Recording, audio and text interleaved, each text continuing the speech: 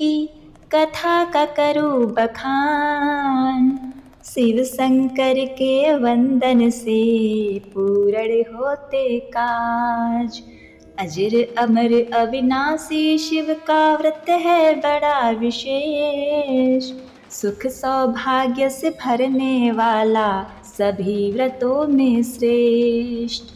पावन शंकर नाथ गूंजे सगर जहान। ओम गंगणपते नमः। बोलिए पार्वती पते हर हर महादेव। प्रिय भक्तगणों, आज श्रावण माह शुक्ल पक्ष की तृतीया तिथि है और आज हरियाली तीज का व्रत है। इसे श्रावणी तीज, छोटी तीज, मधुश्रवा तीज के नाम से भी जाना जाता है।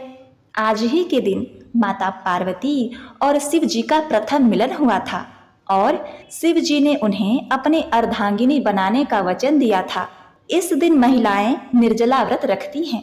शिव पुराण के अनुसार इस व्रत को करने से एवं व्रत कथा को सुनने से स्त्रियां अखंड सौभाग्यवती होती हैं।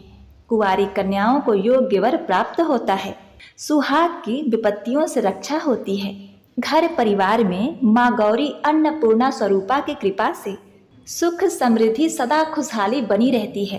कहा जाता है सबसे पहले हरियाली तीज का व्रत हिमालय पुत्री माता पार्वती ने किया था। इस व्रत के प्रभाव से ही भगवान शंकर उन्हें पति रूप में प्राप्त हुए। तो आज मैं सुना रही हूँ हरियाली तीज की बड़ी ही दुर्लभ संपूर्ण व्रत कथा, जिसे आप सभी भक्तगण बड़ी श्रद्धा तथा प्रसन्न चित मन से पूरा सुनिएगा। एक बात का विशेष ध्यान रखिएगा कि कथा को पूरा सुनने से ही पूर्ण फल प्राप्त होता है। कथा को आधा अधूरा सुनने से व्रत भंग होने का भय रहता है। माता पार्वती ने भगवान शिव को पति के रूप में प्राप्त करने के लिए 107 बार पृथ्वी पर जन्म लिया, पर एक बार भी वह भोलेनाथ को पति के रूप में प्राप्त नहीं कर सकी। 107 बार जन्म लेने के पश्चात जब माता पार्वती ने 108वीं बार पर्वतराज हिमालय के घर जन्म लिया, तब उन्होंने भोलेनाथ को पति के रूप में प्राप्त करने के लिए बहुत कठिन तपस्या की। माता पार्वती की कठिन तपस्या से प्रसन्न होकर भोलेनाथ ने उन्हें मनोकामना पूरी होने का वरदान दिया। तभी से ऐसा माना जाता है कि जो भी स्त्री पूरी श्रद्धा और आस्था के साथ व्रत और पूजन करती है, उसे अखंड सौभाग्य की प्राप्ति होती है। एक बार कैलाश पर्वत पर बैठी हुई श्री पार्वती जी कहती हैं, हे महेश्वर, आप मुझे वह विधान बतलाइए कि किस व्रत तप उपवास से आदि मध्य अंतर्गत आप जैसे महान प्रभु मुझे प्राप्त हुए हैं। शिव जी बोले, हे देवी सुनो, तुम्हारे प्रेमवश मैं वह वृत्तांत कहता हूँ जो बहुत ही गुप्त है, जिसे तुम भूल भी गई हो। तो मैं तुम्हें वह प्राचीन व्रत बतलाता हूँ, एकाग्र मन से सुनो। जिस व्रत के प्रभाव से तुमने मेरा आधा आसन प्राप्त किया है। शिव जी माता पार्वती को उनका पूर्व जन्म याद दिलाते हुए कहते हैं, हे पार्वती, तुमने मुझे पति के रूप में पाने के लिए कई वर्षों तक कठोर तप किया। 12 वर्ष तक अधोमुखी उल्टे रखकर सिर्फ वायु का सेवन किया। 24 वर्ष तक सूखे पत्ते खाकर रही। माघ के महीने में जल में वास किया। बैसाख के महीने में पंचाग्नि तप किया। सावन के महीने में निराहार रहकर बाहर वास किया। हे पार्वती, इस प्रकार व्रत करते देखकर तुम्हारे पिता हिमालय को बड़ा दुख होता है। उन्हीं दिनों नारद मुनि हिमालय के पास आए। हिमालय ने उनका स्वागत सत्कार एवं विधिवत पूजन किया तथा उनसे प्रार्थना की कि हे मुनीश्वर, आप अपने आने का कारण बताइए, मैं किस प्रकार आपकी सेवा कर सकता हूँ। तब नारद जी ने कहा, हे हिमालय, मुझे भगवान विष्णु ने आपके पास भेजा है। वे आपकी कन्या से विवाह करना चाहते हैं। यह सुनकर हिमालय प्रसन्न हुए और उन्होंने नम्रता पूर्वक उत्तर दिया, यदि भगवान विष्णु मेरे कन्या के साथ विवाह करना चाहते हैं तो मुझे कोई आपत्ति नहीं है। यह सुनकर नारद जी भगवान विष्णु के पास गए और उनसे कहा, मैंने हिमालय की पुत्री पार्वती के साथ आपके विवाह का निश्चय किया है। आशा है आप उसे स्वीकार करेंगे। नारद जी के चले जाने के बाद हिमालय ने भगवान विष्णु के प्रस्ताव की जानकारी पार्वती को दी और कहा, हे पुत्री, मैंने भगवान विष्णु के साथ तुम्हारा विवाह सुनिश्चित किया है। पार्वती भगवान शिव को अपने पति के रूप में मान चुकी थी, इसलिए पिता के इस प्रस्ताव से वह बहुत ही आहत हुई। पिता के सामने तो उन्होंने कुछ नहीं कहा, परंतु उनके जाते ही दुखी होकर विलाप करने लगी। पार्वती जी की व्याकुलता को और उनके विलाप को देखकर एक सखी ने कहा, आप इतनी दुखी क्यों हैं? आप अपने दुख का कारण मुझे बताइए, मैं उसे दूर करने का उपाय करूंगी। तब पार्वती जी बोली, मेरे पिताजी ने मेरा विवाह विष्णु जी के साथ तय कर दिया है, परंतु मैं शिव जी के साथ ही विवाह करना चाहती हूँ। मुझे कोई उपाय नहीं सूझ रहा, इसलिए मैं चाहती हूँ कि मैं अपने प्राण त्याग दूँ।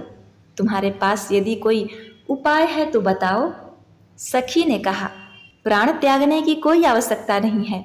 मैं आपको ऐसे गहन वन में ले चलूंगी जहां आपके होने की जानकारी आपके पिता को भी नहीं चलेगी। इसके पश्चात सखी पार्वती जी को लेकर वन में चली गई। इधर हिमालय पार्वती जी को अपने घर में ना पाकर इधर उधर खोजने लगी। जब पार्वती जी नहीं मिली तो हिमालय की चिंता बढ़ गई।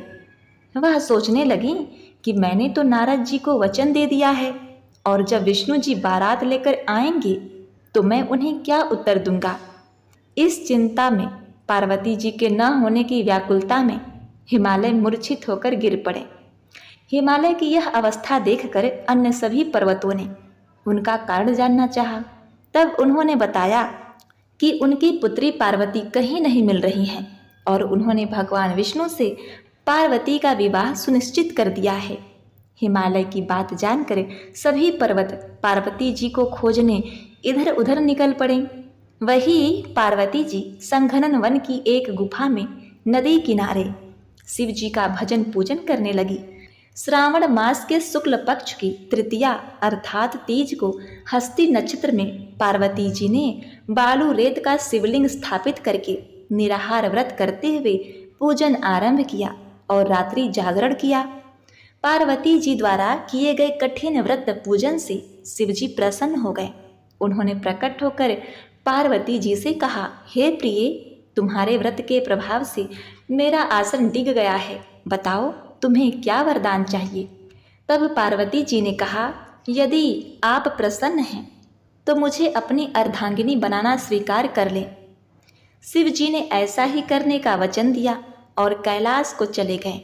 मनोकामना पूर्ण होने पर पार्वती जी ने पूजन की सामग्री का नदी में विसर्जन किया, स्नान किया और सखी समेत पारण किया। उसी समय हिमालय पार्वती को खोजते खोजते उस स्थान पर गए जहाँ पार्वती जी ने शिव जी का पूजन किया था। पार्वती जी के पास जाकर हिमालय ने कहा, हे पुत्री, तुम यहाँ कैसे पहुँची। तब पार्वती जी ने कहा, आपने मेरा विवाह विष्णु जी के साथ तय किया था, इस कारण से मैं घर को छोड़कर यहाँ निर्जन वन में चली आई। यहाँ मैंने शिव जी का पूजन किया और उन्होंने प्रसन्न होकर मेरे साथ विवाह करने की स्वीकृति प्रदान की है। यदि आप मुझे शिव जी के साथ विवाह करने की अनुमति प्रदान करते हैं तो मैं आपके साथ चलने को तैयार हूँ। पार्वती जी की बात सुनकर हिमालय ने अपनी सहमति जता दी और पार्वती जी को लेकर घर आ गए। उसके कुछ समय पश्चात पार्वती जी का विवाह शिव जी के साथ विधि पूर्वक संपन्न हुआ। यह वह दिन है जब पार्वती की भक्ति और तपस्या ने आखिरकार शिव को जीत लिया और उनका विवाह हो गया। यह त्योहार सनातन धर्म की परंपराओं में गहराई से निहित है और विवाह के शाश्वत बंधन का प्रतीक है। तीज की कथा केवल कथा नहीं बल्कि अटूट विश्वास और प्रेम का प्रतिनिधित्व करती है। महिलाएं अपने वैवाहिक सुख और अपने परिवार की खुशहाली के लिए आशीर्वाद मांगने के लिए हरियाली तीज व्रत रखती हैं। यह व्रत एक पत्नी के समर्पण और शक्ति का प्रमाण है जो देवी पार्वती के शिव की पत्नी बनने के दृढ़ संकल्प को दर्शाता है। इतनी कथा सुनने के बाद माता पार्वती ने कहा, हे भोलेनाथ, इस हरियाली तीज व्रत में 16 श्रृंगार का बड़ा ही महत्व है। अब मैं आपसे हरियाली तीज से संबंधित 16 श्रृंगारों के विशेषताओं का वर्णन सुनना चाहती हूँ। नाथ बोले कि हे देवी, जब तुम मेरी कवच बनके मेरी रक्षा कर रही होती हो तो मुझ पर क्या संकट आ सकता है। सुहागन धर्म के मर्यादा के अनुरूप स्त्री का आचरण पुरुष का जीवन कवच है। अपनी मांग को सिंदूर से सुशोभित कर तुम मेरी दीर्घ आयु सुरक्षित करती हो।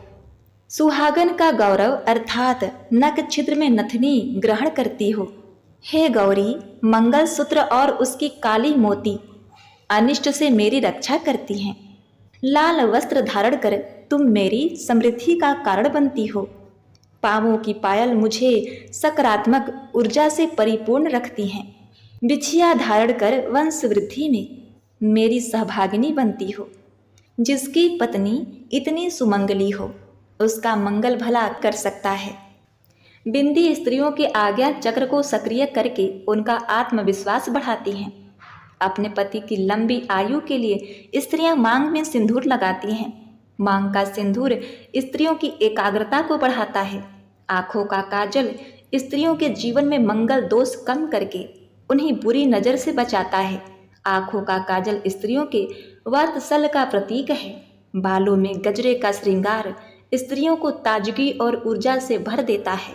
गजरे से आने वाली खुशबू स्त्रियों के मन को शांत बनाए रखती है। इसके अलावा नाक में पहनने वाली नथनी से सुहागिनों के पति का स्वास्थ्य अच्छा रहता है और घर में धन धान की वृद्धि होती है। होठों की लाली उसकी मीठी वाणी का प्रतीक है। सिर पर पहनने वाले मांग टीके से स्त्रियों की चेतना शक्ति बढ़ती है। कानों की बालियां स्त्री की सेहत को अच्छा बनाए रखती हैं।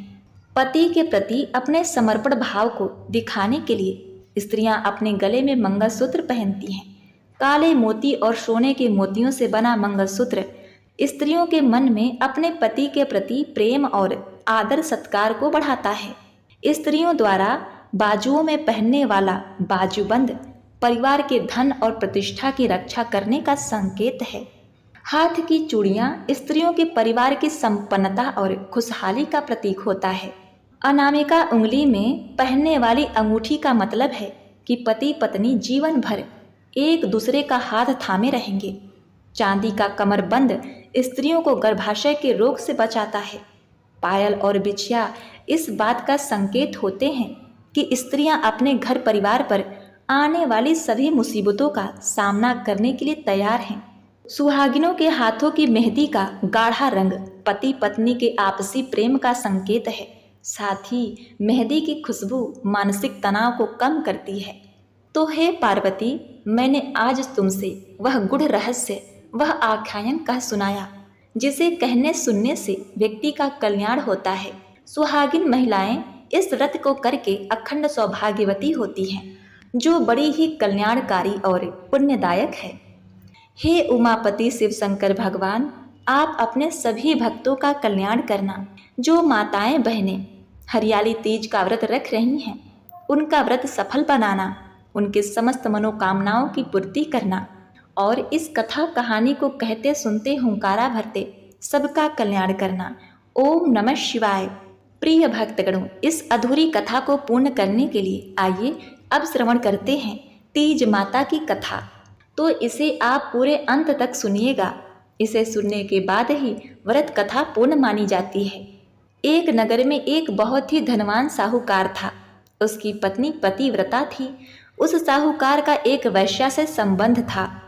पापों के फल से उस साहूकार को कोढ़ हो गया, तब भी उसने वैश्या के यहाँ जाना नहीं छोड़ा। एक दिन वह अपनी पत्नी से कहता है कि मुझे उस वैश्या के घर ले चल। वह बेचारी पति की आज्ञा का मान रखने के लिए पति को वैश्या के घर ले जाती। वह वैश्या पैसे की भूखी थी। वह साहूकार अपनी पत्नी के गहने ले जाकर उस वैश्या को दे देता है। पत्नी पतिव्रता थी, इसलिए वह जो चाहता पत्नी वही करती। अब श्रावण मास के महीने में हरियाली तीज का व्रत आया तो साहूकार ने कहा, मुझे वैश्या के यहाँ ले चल। प्रिय भक्तगणों, साहूकार की पत्नी दिन भर की भूखी थी। फिर भी वह उसे उस वेश्या के यहाँ ले आई। उस दिन साहूकार से बीमारी के कारण चला नहीं जा रहा था। वह उसे अपने पीठ पर लाद कर वहाँ ले आई थी। फिर साहूकार ने पत्नी से कहा, मैं लौट कर आऊं तब तक तुम यही खड़ी रहना। उस दिन वह वेश्या दैव योग से झरोखे से देख रही थी। उसने साहूकार से पूछा, क्या वह तुम्हारी नौकरानी है जो तुम्हें कंधे पर बैठा कर लाई थी? साहूकार ने बताया, नहीं, वह तो मेरी पत्नी है। यह सुनकर वेश्या का मन दुख से भर गया। उसने साहूकार को समझाया कि वह वापस अपने घर लौट जाए। आज तीज का व्रत है, तुम्हारी पत्नी ने व्रत किया होगा, उसे पूजा करनी होगी। अब प्रिय भक्तगणों, अब देखिए, तीज माता ने वैश्या का मन बदल दिया। उसने साहूकार को उसके गहने दे दिए और पत्नी के साथ लौट जाने को कहा और यह भी कहा कि वह यहाँ वापस कभी नहीं आए। उधर साहूकार की पत्नी नीचे खड़ी थी। तभी तेज बारिश होने लगी। वह बहुत दुखी हो रही थी क्योंकि उसे तीज माता की पूजा करनी थी। उसी समय पानी में बहती हुई पूजा की सामग्री और नीम की टहनी वहां आ गई। उसने आराम से पूजा कर ली। तभी चांद भी निकल आया। वह चांद को अर्घ देने लगी। उसी समय उसका पति भी वहां आ गया। अर्घ के जल के छींटे उस साहूकार पर गए तो उसका कोढ़ भी ठीक हो गया। साहूकार को अपने ऊपर बहुत ही ग्लानि हुई और उस दिन से वह अपने पत्नी का मान सम्मान करने लगा।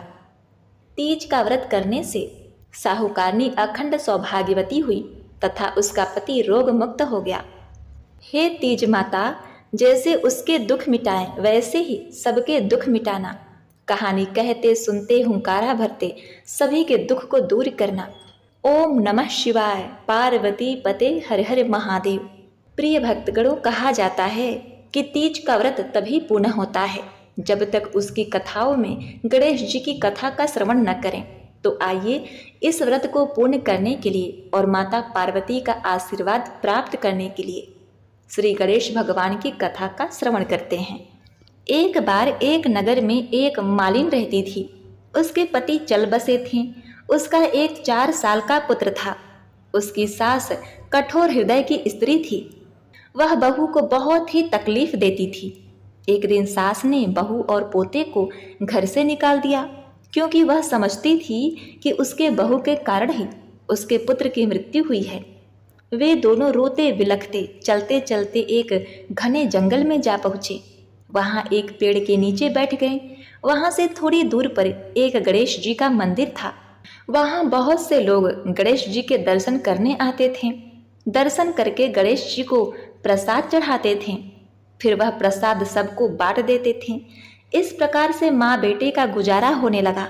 दोनों गणेश जी की पूजा पाठ में लग गए। एक दिन उन्होंने सोचा, क्यों न हम भी जंगल से फूल लाकर बेचें। वे रोज जंगल से फूल लाकर उसकी माला बनाकर बेचने लगे। साथ में पूजा की सामग्री और प्रसाद भी बेचने लगे। इससे उनको आमदनी होने लगी। गणेश जी की कृपा से आमदनी बढ़ने लगी। जल्दी ही उन्होंने एक मकान और एक दुकान बना लिया। ऐसे ही उस राज्य की राजा की लड़की रोज मंदिर में पूजा करने आती थी। उस दिन भी वह पूजा करने के लिए मंदिर में आई थी। मालिन के बेटे को देखकर राजकुमारी उस पर मोहित हो गई। उससे विवाह करने की सोचने लगी। उसने अपने भाभी से अपने मन की बात कही। भाभी अनुभवी थी। उसने कहा, यह तो मालिन का बेटा है। तुम एक राजा की बेटी हो। यदि तुमने उससे विवाह किया तो तुम्हारी बहुत ही बेइज्जती होगी। पर राजकुमारी अपनी बात पर अड़ी रही। उसने कहा, मैंने तो प्रतिज्ञा कर ली है कि उसी से विवाह करूंगी। भाभी ने घर जाकर सारी बात राजा को बता दी। राजा ने मना नहीं किया और विवाह के लिए तैयार हो गए। उन्होंने बड़े धूमधाम से पुत्री का विवाह मालिन के बेटे के साथ करा दिया। मालिन ने सबसे पहले बहू बेटे को गणेश जी के मंदिर ले जाकर पूजा पाठ करवाया और गणेश जी का आशीर्वाद दिलवाया। इसके बाद पूरे नगर में यह बात फैल गई कि गणेश जी की पूजा करने से सब दुख दूर हो जाते हैं। यह बात सुनते ही नगर के सभी लोग मंदिर आने लगे। मालिन और उसके बेटे की बिक्री बढ़ गई। इधर उसकी सास के बुरे दिन आ गए। माता अन्नपूर्णा उससे रूठ गईं और वह सास भूखों मरने लगी। एक दिन वह रोती धोती उसी गणेश जी के मंदिर में आ पहुंची। वहां एक मालिन के बेटे से बोली, हे बेटा, मैं भूखी हूँ, मुझे रोटी कपड़ा देना, इसके बदले मैं तुम्हारा सारा काम कर दूंगी। लड़के को दया आ गई और उसे काम पर रख लिया। उसने अपने दादी को नहीं पहचाना। जब मालिन दुकान पर आई तो उसने सास को पहचान लिया। वह सास से बोली, सासू जी, आप यहाँ कैसे? सास ने पोते की तरफ इशारा करके कहा, मेरी इस सेठ के यहाँ नौकरी लग गई है। बहू बोली, यह आपका पोता है और यह घर भी आपका ही है, यह दुकान भी आपकी है। जब आपने हमें घर से निकाल दिया तब गणेश जी ने हमारी रक्षा की।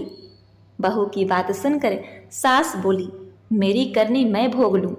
बहू बोली, सासू जी, अब आप हमारे साथ रहो और पोते का सुख देखो। हे गणेश जी महाराज, जैसा सुख आपने मालिन को दिया वैसा ही सुख सबको देना। अब आइए सुनते हैं गणेश जी की दूसरी कथा। एक बुढ़िया माई थी, मिट्टी के गणेश जी की पूजा करती थी। रोज बनाए रोज गल जाए। वहीं एक सेठ का मकान बन रहा था। वो वहां जाकर मिस्त्री से बोली कि हे बेटा, मुझे पत्थर का गणेश जी बना कर दे दो। मिस्त्री बोले, जितने समय में हम तेरे लिए पत्थर का गणेश जी गढ़ेंगे उतने में अपनी दीवार बना लेंगे। बुढ़िया माई बोली, राम करे तुम्हारी दीवार टेढ़ी हो जाए। अब उसकी दीवार टेढ़ी हो गई। वह दिन भर दीवार बनाते रहे और दीवार टेढ़ी हो जाती। इस तरह करते करते शाम हो गई। शाम को सेठ आया। उसने कहा, आज कुछ भी नहीं किया? वो मिस्त्री कहने लगे कि एक बुढ़िया माई आई थी। वो कह रही थी कि मेरा पत्थर का गणेश जी गढ़ दो। हमने नहीं गढ़ा तो उसने कहा, तुम्हारी दीवार टेढ़ी हो जाए। बनाते हैं लेकिन टेढ़ी हो जाती है। सेठ जी ने बुढ़िया माई को बुलाया और सेठ जी ने कहा, हे माँ, हम तेरे लिए तेरे सोने के गणेश जी को गढ़ देंगे, हमारी दीवार सीधी कर दो। सेठ ने बुढ़िया माई को सोने का गणेश जी गढ़ कर दे दिया। अब गणेश जी की कृपा से सेठ जी की दीवार सीधी हो गई। जैसे सेठ की दीवार सीधी की वैसे सबकी करना, सबको सुख समृद्धि देना। बोलिए गौरी पुत्र श्री गणेश भगवान की जय। जय श्री गणेश। प्रिय भक्तगणों, कहा जाता है कि किसी भी कथा को सुनने के बाद अंत में तपसी लपसी की कथा को सुनना अति आवश्यक होता है। तो आइए अब सुनते हैं तपसी लपसी की कथा।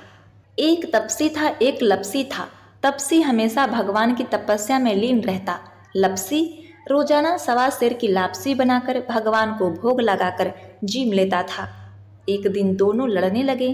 तपसी बोला, मैं रोज भगवान की तपस्या करता हूँ इसलिए मैं बड़ा हूँ। लपसी बोला, मैं रोज भगवान को सवा सेर लापसी का भोग लगाता हूँ इसलिए मैं बड़ा हूँ। नारद जी वहां से गुजर रहे थे। दोनों को लड़ता देखकर उनसे पूछा कि तुम क्यों लड़ रहे हो? तपसी ने खुद को बड़ा होने का कारण बताया और लपसी ने अपना कारण बताया। नारद जी बोले, तुम्हारा फैसला मैं कर दूंगा। दूसरे दिन लपसी और तपसी नहा धोकर अपनी रोज की भक्ति करने आए। तुक जी ने चुपके से 1.25 करोड़ की एक अंगूठी उन दोनों के आगे रख दी। तपसी की नज़र जब अंगूठी पर पड़ी तो उसने चुपचाप अंगूठी उठाकर अपने नीचे दबा ली। लपसी की नज़र अंगूठी पर पड़ी लेकिन उसने ध्यान नहीं दिया। भगवान को भोग लगाकर लापसी खाने लगा। नारद जी सामने आए तो दोनों ने पूछा कि कौन बड़ा है। तो नारद जी ने तपसी से खड़ा होने को कहा। खड़ा हुआ तो उसके नीचे दबी अंगूठी दिखाई दी। नारद जी ने तपसी से कहा, तपस्या करने के बाद भी तुम्हारी चोरी करने की आदत नहीं गई, इसीलिए लपसी बड़ा है और तुम्हें तुम्हारी तपस्या का कोई फल नहीं मिलेगा।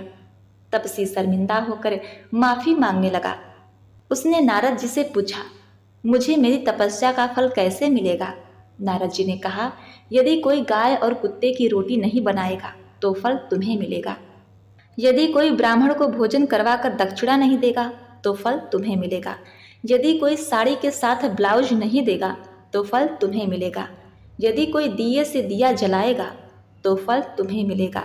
यदि कोई सारी कहानी सुने लेकिन तुम्हारी कहानी नहीं सुने तो फल तुम्हें मिलेगा। उसी दिन से हर व्रत कथा कहानी के साथ तपसी लपसी की कहानी भी सुनी और कही जाती है। तो बोलिए हर हर महादेव।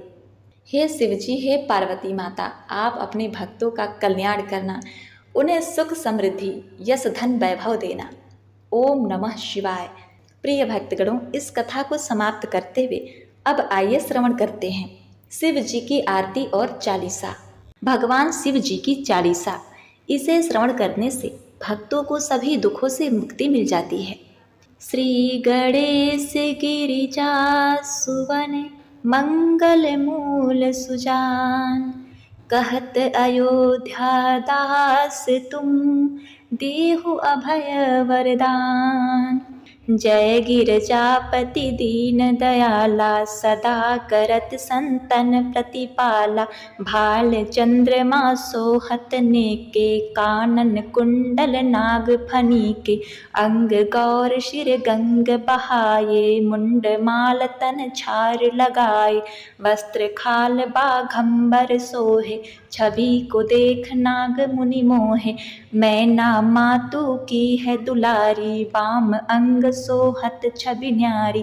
करत त्रिशूल सोहत छवि भारी, करत सदा शत्रुन क्षयकारी। नंदी गणेश सोहे तह कैसे, सागर मध्य कमल है जैसे। कार्तिक श्याम और गणराऊ, या छवि को कहीं जात न काऊ। देवन जब ही जाय पुकारा, तब ही दुख प्रभु आप निवारा। किया उपद्रव तारक भारी, देवन शब मिली तुम ही जुहारी। तुरत षडानन आप पठाऊ, लवनी मेष मही मार गिराऊ। आप जलांधर असुर संहारा, सूयस तुम्हारा विदित संसारा। त्रिपुरासुर सन युद्ध मचाई, सब ही कृपा कर लीन बचाई। किया तपहि भगीरथ भारी, पूरब प्रतिज्ञा तसु पुरारी। दानिन मह तुम सम कोई नाही, सेवक स्तुति करत सदाही। वेद नाम महिमा तब गाई, अकथ अनादि भेद नहीं पाई। प्रकट उदित मंथन में ज्वाला, जरे सुरासुर भय बिहाला। किन्हीं दया तह करि सहाई, नीलकंठ तब नाम कहाई। पूजन रामचंद्र जब कीन्हा, जीत के लंक विभीषण दीन्हा। सहस कमल में शो रहे धारी, किन्ह परीक्षा तब ही पुरारी। एक कमल प्रभु राखेहु जोई, कमल नयन पूजन चह सोई। कठिन भक्ति देखू प्रभु शंकर, भय प्रसन्न किए इच्छित वर। जय जय जय अनंत अविनाशी, करत कृपा सबके घटवासी। दुष्ट सकल नित मोहि सतावे, भ्रमत रहे मोहि चैन न आवे। त्राहि त्राहि मैं नाथ पुकारो, यही अवसर मोहि आन उबारो। लय त्रिशूल शत्रु को मारो, संकट से मोहि आन उबारो। मातु पिता भ्रात सब कोई, संकट में पूछत नहीं कोई। स्वामी एक है आस तुम्हारी, आय हरहु अब संकट भारी। धन निर्धन को देत सदाही, जो कोई जाचे वो फल पाही। स्तुति के ही विधि करो तुम्हारी, क्षमहु नाथ अब चूक हमारी। शंकर हो संकट के नाशक, मंगल कारण विघ्न विनाशक। योगी यति मुनि ध्यान लगावे, नारद सारद शीश नवावे। नमो नमो जय नमो शिवाय, सूर ब्रह्मादि पार न पाए। जो यह पाठ करे मन लाई, ता पार होत है शंभु सहाय। त्रिनिया जो कोई हो अधिकारी, पाठ करे सो पावन हारी। पुत्रहीन कर इच्छा कोई, निश्चित शिव प्रसाद तेहि होई। पंडित त्रयोदशी को लावे, ध्यान पूर्वक होम करावे। त्रयोदशी व्रत करे हमेशा, तन नहीं ताके रहे कलेसा।